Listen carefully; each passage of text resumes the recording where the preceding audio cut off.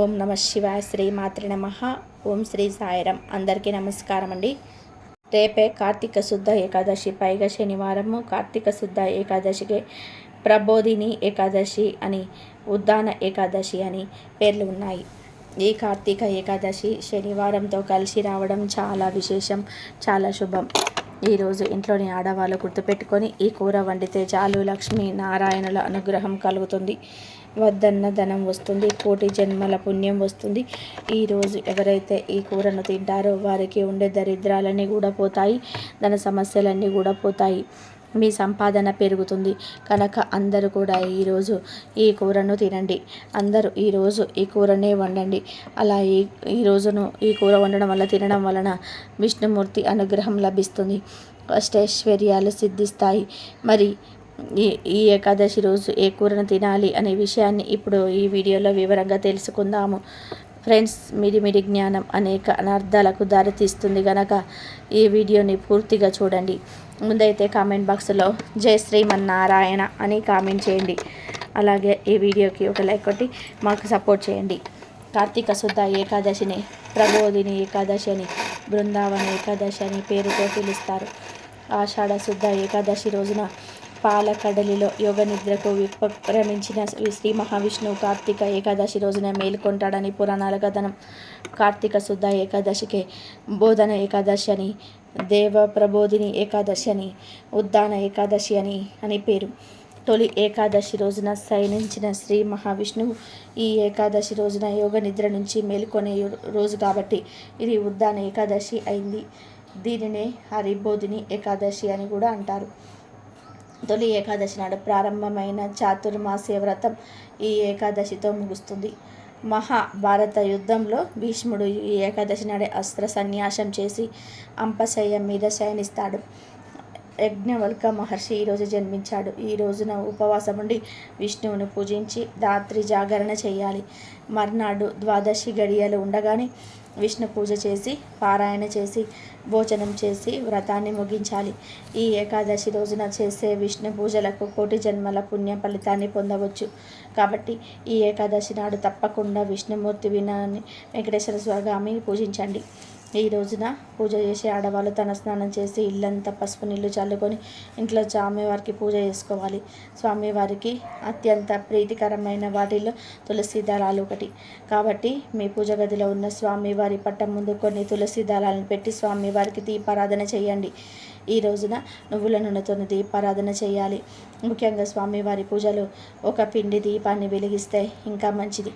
అప్పుల సమస్యలతో బాధపడేవారు ఈరోజు 11 యాలకులను ఒక దారానికి కట్టి ఒక యాలకుల మాలను తయారు చేసి ఆ యాలకుల మాలను స్వామివారి పటానికి వేయండి. ఈ రోజున స్వామివారికి యాలకుల మాలను సమర్పిస్తే అప్పుల సమస్యలన్నీ కూడా తొలగిపోతాయి. ఇక స్వామివారికి నైవేద్యంగా ఒక బెల్లం ముక్కను నివేదించండి. ఇంకా ఏకాదశి స్వామివారిని పూజించేటప్పుడు ఓం గోవిందాయ నమః అనే మంత్రాన్ని చదువుతూ పూజ చేయండి. చివరిగా స్వామివారికి హారతి ఇచ్చి నమస్కారం చేసుకోండి. ఈ ఏకాదశి రోజున బ్రహ్మాది దేవతలందరూ కూడా విష్ణు లోకం చేరుకొని విష్ణు కీర్తనలతో, కర్పూర హారతులతో శ్రీ మహావిష్ణువును మేలుకొల్పుతారు. కాబట్టి ఏకాదశి రోజున విష్ణు స్వరూపమైన వెంకటేశ్వర స్వామి వారికి హారతి ఇవ్వడం వలన అకాల మృత్యు దోషం తొలగిపోతుందని నమ్మకం. ఏకాదశి రోజున పూజ చేసేవాళ్ళు మీ పూజ గదిలో అక్షింతలను పెట్టి పూజ పూర్తయిన తర్వాత ఆ అక్షింతలను మీ పర్సులో పెట్టుకుంటే మీ ఇంట్లో డబ్బు ప్రవాహంలా పెరుగుతుంది. ఈ విధంగా కార్తీక ఏకాదశి నాడు ఇంట్లో పూజ చేసుకొని సాయంత్రం సమయంలో వెంకటేశ్వర స్వామి వారి ఆలయానికి వెళ్ళి మట్టి ప్రమిదలోని నెయ్యి దీపం వెలిగించి స్వామివారిని దర్శించుకోండి. స్వామివారి ఆలయానికి వెళ్ళలేని వారు మీ పూజా గదిలోనైనా సరే నెయ్యి దీపం వెలిగించవచ్చు. ఈ విధానంగా కార్తీక ఏకాదశి రోజున వెంకటేశ్వర స్వామి వారిని పూజిస్తే కోటి ఏకాదశులకు పూజ చేసిన ఫలితం వస్తుంది కనుక తప్పనిసరిగా ఈరోజు అందరినీ పూజ చేసుకోండి. ఇలా కార్తీక ఏకాదశి నాడు తులసి చెట్టును పూజించడం వారికి కోటి జన్మల పుణ్యం లభిస్తుంది.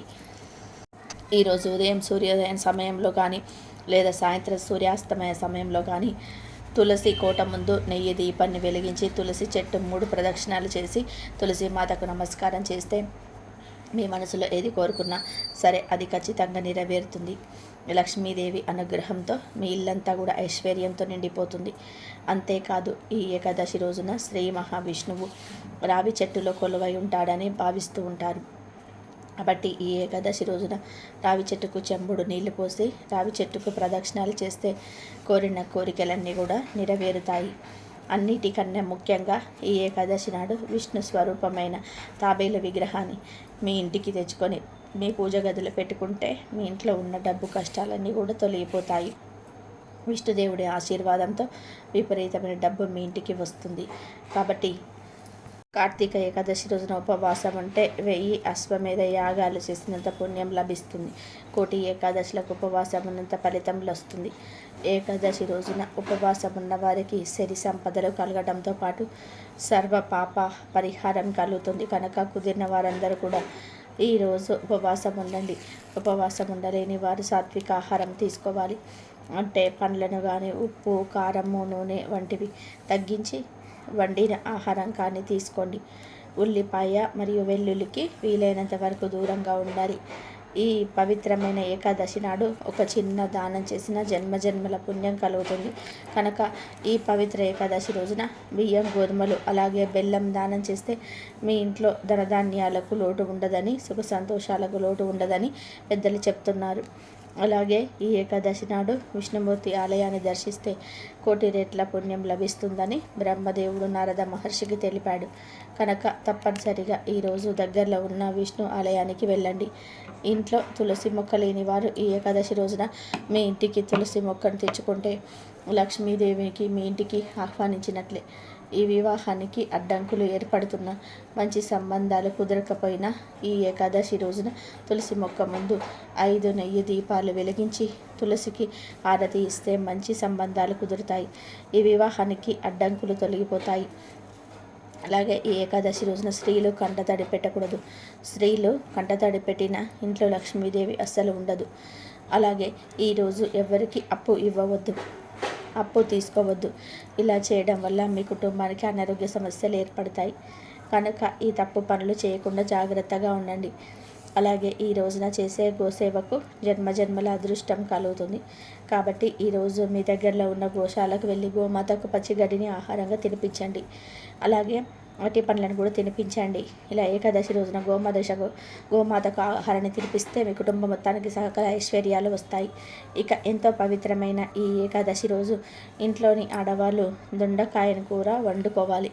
ఎందుకంటే ఈరోజు అందరూ దొండకాయ కూరను తింటే చాలా మంచిది. ఈరోజు దొండకాయ కూరను తింటే లక్ష్మీనారాయణుల అనుగ్రహం కలుగుతుంది. దొండకాయతో పాటు ఈరోజు ఉలువలతో చేసిన కూరలు తిన్నా కూడా కోటి జన్మల పుణ్యం వస్తుంది. ఉలువలతో చేసే కూరలంటే ఉలువ చారు, ఉలువ పప్పు, ఉలువల కూర, ఇలా ఉలువలతో ఏదో ఒక కూర వండుకొని తినండి. కనుక ఈ ఏకాదశి రోజు అందరూ దొండకాయ కూరను కానీ ఉలువల కూరను కానీ తప్పనిసరిగా తినండి. దొండకాయను కూర వండుకొని తినవచ్చు, లేదా పచ్చడి చేసుకొని తినవచ్చు, లేదా దొండకాయ ఫ్రై చేసుకోవచ్చు, లేదా దొండకాయను పప్పులో వేసి కూర వండుకోవచ్చు, లేదా దొండకాయ 65 చేసుకోవచ్చు. ఇలా ఈరోజు ఏ రూపంలో దొండకాయ తిన్నా అష్టైశ్వర్యాలు సిద్ధిస్తాయి. కోటి జన్మల పుణ్యంతో మీరు కోటీశ్వర్లుగా మారే అవకాశాలు వస్తాయి. లేదంటే ఈరోజు ఉలవలతో ఏదో ఒకటి వండుకొని తిన్నా కూడా లక్ష్మీ నారాయణుల అనుగ్రహం కలుగుతుంది. దరిద్రాలన్నీ కూడా పోతాయి. ఎందుకంటే ఉలువలు చాలా బలాన్ని ఇస్తాయి. ఈ ఏకాదశి రోజు ఉలువలతో చేసిన కూర తినాలని శాస్త్రాలు చెప్తూ ఉన్నాయి. కనుక ఈరోజు ఆడవాళ్ళు గుర్తుపెట్టుకొని దొండకాయ కూరను కానీ ఉలువల కూరను కానీ వండండి. అందరూ ఈ కూరలను తినండి. అలా తినడం వలన విష్ణుమూర్తి అనుగ్రహం, లక్ష్మీదేవి యొక్క అనుగ్రహం కలిగి మీకు ఉన్న కష్టాలన్నీ కూడా పోతాయి. దరిద్రాలన్నీ కూడా పోతాయి. వద్దన్న ధనం వస్తుంది. ధన సమస్యలన్నీ కూడా పోతాయి. కోటి జన్మల మహాపుణ్యం వస్తుంది. కనుక అందరూ కూడా ఈరోజు ఈ కూరలను వండండి, తినండి. ఇక మీకు అన్ని శుభాలే జరుగుతాయి. ఇక ఈ ఏకాదశి రోజు పొరపాటున కూడా నాన్ వెజ్ తినకూడదు. అంటే గుడ్డు, చికెను, మటన్, రొయ్యలు, పీతలు, నత్తలు, చేపలు ఇలాంటివి ఏవి కూడా తినకూడదు. గుడ్డును చాలామంది కూడా నాన్ వెజ్ కాదనుకొని తినేస్తూ ఉంటారు. కానీ గుడ్డు కూడా నీచే. ఏకాదశి రోజు గుడ్డు కూడా తినకూడదు. కనుక ఈరోజు ఇంట్లో మాంసాహారం వండవద్దు, తినవద్దు. ఇంట్లో అనేక కాదు, మీరు బయట కూడా నాన్ వెజ్ తినకూడదు. అంటే రెస్టారెంట్స్లో, బజార్లో, నూడిల్స్ల వాళ్ళ దగ్గర, బిర్యానీ షాపుల దగ్గర, బజ్జీ బల్ల దగ్గర ఎక్కడ కూడా నాన్ వెజ్ తినకూడదు. కేవలం కూరల రూపంలోనే కాదు, ఏ రూపంలో కూడా నాన్ వెజ్ను తినకూడదు. అంటే నూడిల్స్, మంచూరియా, బిర్యానీ, బర్గర్లు, పిజ్జాలు, egg puff, chicken lollipops, chicken joints, chicken wings, chicken pakodi, ఇలా ఏ రూపంలో కూడా నాన్ వెజ్ను తినకూడదు. చివరికి కేకును కూడా ఈరోజు ముట్టుకోవద్దు. ఎందుకంటే కేకులో గుడ్డు కాలుస్తుంది, అది కూడా నీచే గనక తినకూడదు. ఇలా ఈ ఏకాదశి రోజు ఏ రూపంలో కూడా నాన్ వెజ్ తినకుండా జాగ్రత్తగా ఉండండి. కాదని ఈరోజు నాన్ వెజ్ తింటే దేవతల ఆగ్రహానికి గురి అవుతారు. ఇక మీరు ఎన్ని పూజలు చేసినా ఫలితం రాదు, దరిద్రాన్ని అనుభవిస్తారు. కనుక అందరూ కూడా ఈరోజు ఈ ఆహార నియమాలను పాటించండి. కార్తీక ఏకాదశి మహత్యం గురించి స్కాంద పురాణంలో ఉంది. పాపాలను హరించే ఈ ఏకాదశితో 1000 అశ్వమేధ యాగాలు, 100 రాజసూయ యాగాల పుణ్యం లభిస్తుంది. కొండంత పత్తిని చిన్న నిప్పు రవ్వ ఎలా కాల్చి బూడిద చేస్తుందో, అలాగే ఒక జీవుడు తన 1000 జన్మలలో చేసిన పాపాలను కాల్చివేస్తుంది. ఏకాదశి ఉపవాస వ్రతం ఈరోజు చిన్న పుణ్యకార్యం చేసిన అది సుమేర పర్వతానికి సమానమైన పుణ్య ఫలితం ఇస్తుందని, ఈ ఏకాదశి వ్రతం చేసిన వారికి సాధించలేనిది ఏమీ ఉండవని సాక్షాత్ బ్రహ్మదేవుడు వివరించారు. కార్తీక శుద్ధ ఏకాదశి నాడు భాగవతంలోని అంబరీషోపాఖ్యానం పఠనం లేదా శ్రవణం చేస్తే చాలా మంచిది. ఇక ఎంత పవిత్రమైన ఏకాదశి రోజున ఉదయం మరియు సాయంత్రం స్నానం చేసే నీటిలో ఒక పసుపు రంగు పుష్పాన్ని కానీ లేదా 5 తులసి దళాలను కానీ లేదా చిటికెడ పసుపును కానీ వేసుకొని స్నానం చేయాలి. అంటే ఒక పసుపు రంగు పువ్వును అనగా పసుపు చామంతి పువ్వు రేకులను కానీ, పసుపు గులాబీ రేకులను కానీ, పసుపు మందార రేకులను కానీ వేసుకొని స్నానం చేస్తే చాలా మంచిది. అలా పసుపు రంగు పువ్వులు లేని వారు 5 తులసి రంగు ఆకులను తెచ్చుకొని రైట్గా చేతితో కలిపి నీటితో కలిపి స్నానం చేయండి. ఈ తులసి దళాలను పూజ చేయని చెట్టు నుంచి కోసి తెచ్చుకోవాలి. అందరి ఇళ్లల్లో కూడా పూజ చేసే తులసి చెట్లే ఉంటాయి, కానీ పూజలు చేయని తులసి చెట్లు ఉండవు. అలాంటి వారు ఒక అర స్పూన్ అంత పసుపును నీటిలో వేసుకొని స్నానం చేయండి. ఇలా ఒక పసుపు రంగు పువ్వును కానీ 5 తులసి దళాలను కానీ పసుపును కానీ వేసుకొని స్నానం చేస్తే ఆ రోజుతో మీ జీవితం మారిపోతుంది. ఈ 1 కోట్ల సంవత్సరాలు వైకుంఠంలో నివసిస్తారు. ఈరోజు నీటిలో దీన్ని వేసుకొని స్నానం చేస్తే జన్మల పాపాలు ఆ నీటి ద్వారా పోయి 1 కోటి జన్మల పుణ్యం వస్తుంది.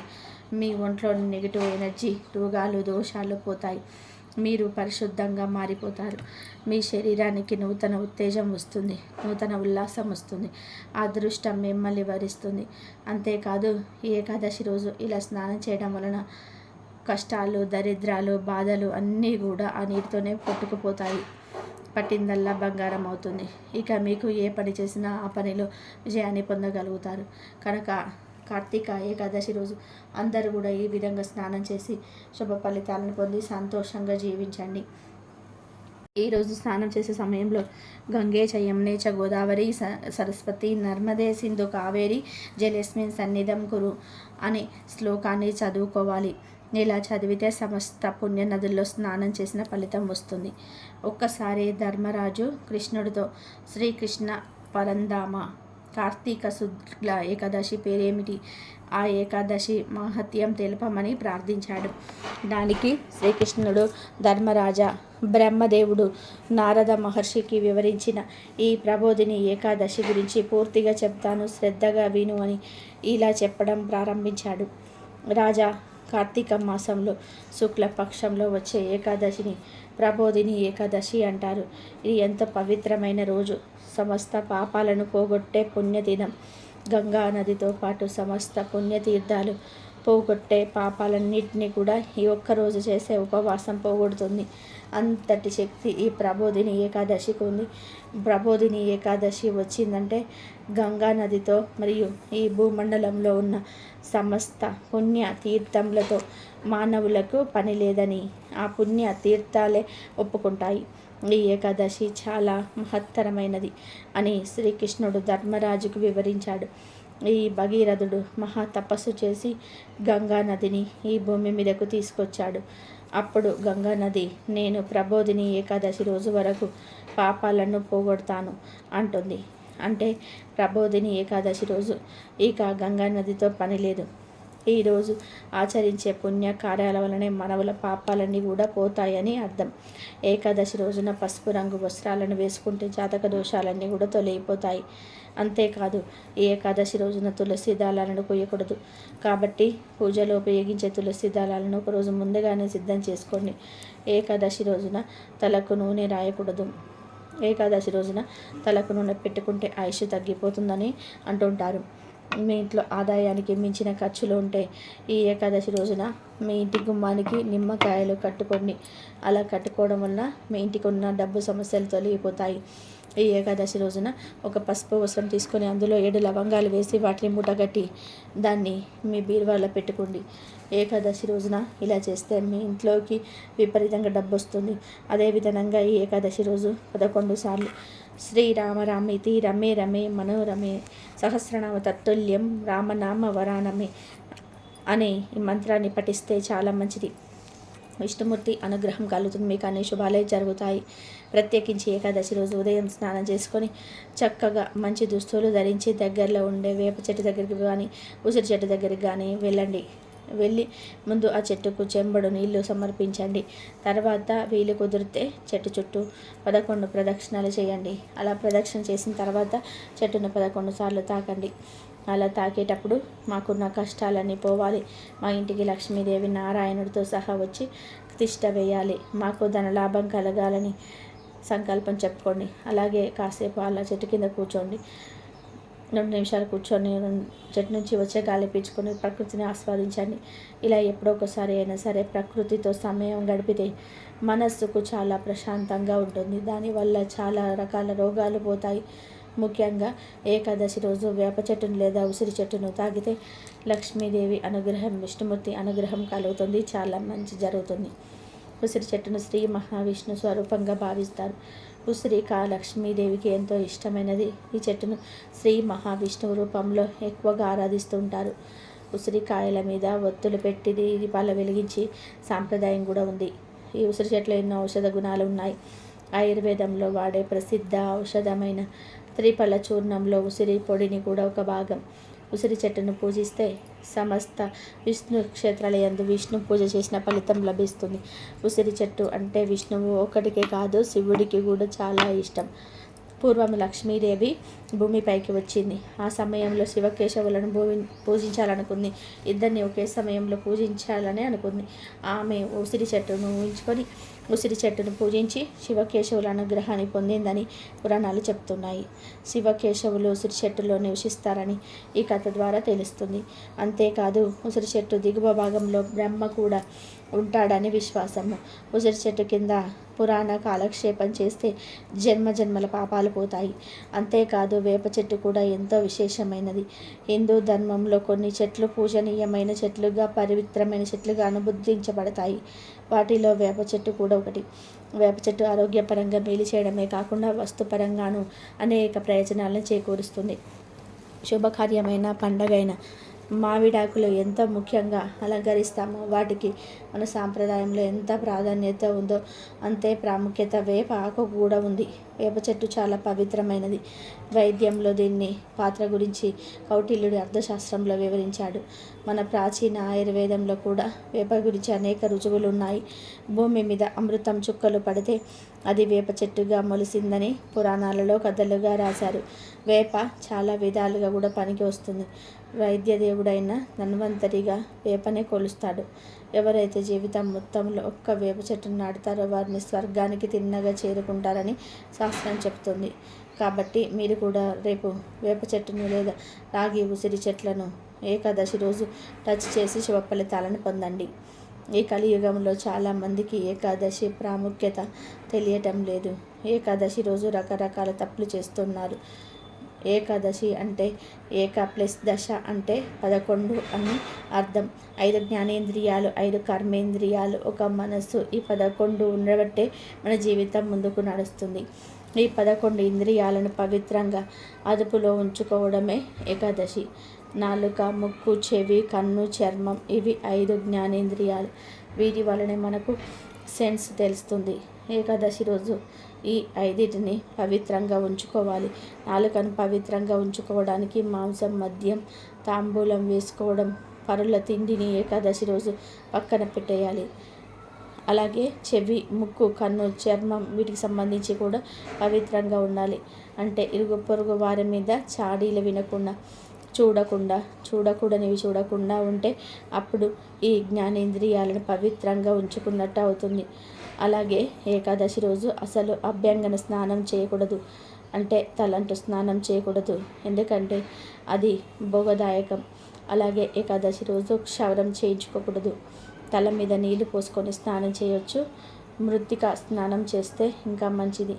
మృత్తికా స్నానం అంటే మట్టిని, నువ్వుల పిండిని, ఆవు పేడను ఈ మూడింటిని కలిపి ఒంటికి పట్టించుకొని స్నానం చేస్తే దానిని మృత్తికా స్నానం అంటారు. ఈ 3 పదార్థాలు దివ్యమైన ఔషధ గుణాలను కలిగి ఉంటుంది. ఈ మృత్తికా స్నానం చేస్తే శరీరానికి చాలా మేలు జరుగుతుంది. వాక్కు, చేతులు, కాళ్ళు, మలద్వారం, మూత్రద్వారం ఈ 5 కర్మేంద్రియాలు. ఈ కర్మేంద్రియాలతో కూడిన ఎటువంటి తప్పులు చేయకూడదు. పరులను నించకూడదు, బాధ పెట్టకూడదు. పాషాణులతో చర్చలకు, వాదనలకు దిగకండి. అలాగే దశమి రాత్రి నుండి ద్వాదశి రోజు పారాయణ చేసే వారికి కూడా బ్రహ్మచర్యం పాటించాలి. ఇలా తప్పులు చేయకుండా ఉండగలిగితే కనుక జ్ఞానేంద్రియాలు, కర్మేంద్రియాలు, మనసు ఇవన్నీ కూడా పవిత్రంగా ఉంటాయి. ఇది ఏకాదశి చేసే పద్ధతి. దీనితో పాటు ఏకాదశి పూజ చేసుకోవాలి. ఏకాదశి ఉపవాసాన్ని 12 ఏళ్లలోపు పిల్లలు, 65 ఏళ్ళు దాటిన వృద్ధులు చేయకూడదు. ఏకాదశిని గృహస్థులు, బ్రహ్మచారులు, సన్యాసులు, వితంతువులు ఎవరైనా సరే చేసుకోవచ్చు. ఏ కులం వాళ్ళైనా సరే చేసుకోవచ్చు. కాబట్టి ఆరోగ్యపరంగా, ఆధ్యాత్మిక పరంగా ఎన్నో ప్రయోజనాలు అందించే ఏకాదశిని ఎవరు వదలవద్దు. ఏకాదశిని ఆచరించి శుభ ఫలితాలను పొందండి. విష్ణుమూర్తి అనుగ్రహంతో సంతోషంగా జీవించండి. ఈ వీడియో కనుక మీకు నచ్చినట్లయితే లైక్ చేయండి, షేర్ చేయండి, బట్ సబ్స్క్రైబ్ చేసుకోవడం మర్చిపోవద్దు. కాబట్టి ఏకాదశి వ్రతాన్ని అందరూ ఆచరించి ఆ విష్ణుమూర్తి, లక్ష్మీదేవి అనుగ్రహాన్ని పొందగలరని చెప్పి మనస్ఫూర్తిగా కోరుకుంటూ మరొక మంచి వీడియోతో మళ్ళీ కలుద్దాం. ఈ వీడియో కనుక మీకు నచ్చినట్లయితే ప్లీజ్ లైక్ చేయండి, షేర్ చేయండి, సబ్స్క్రైబ్ చేయండి. ఇంతవరకు చూసినందుకు ధన్యవాదాలు.